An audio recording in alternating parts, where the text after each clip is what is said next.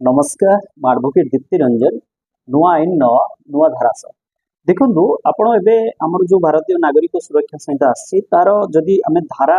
43 को देखा धारा 43 क्लस 3 लिखाई जे पुलिस ए हैंडकफ क्या पिंधे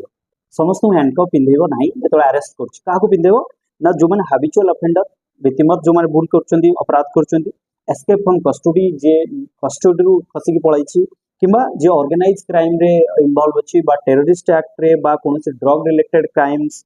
मर्डर रेप बा एसिड अटैक कि मन रखु किए जदि करेन्सी काउंटरफिट करी माने आपणकर किंबा जदि के ह्यूमन ट्राफिकिंग मनीष जो चालान आम कहते से इनवल्व अच्छा कि जदि के चाइल्ड एगेन्स्ट किसी सेक्सुअल ऑफेंस जो अपराध मामला किसी छोट पिला एगेन्स्ट ताले से मानक पुलिस हैंडकफ पिंधेब ये गोटे स्ट्रिक्ट गाइडलाइन देछि जे काहाको हैंडकफ पुलिस पिंधे पार ये भारतीय नागरिक सुरक्षा संहितार धारा 43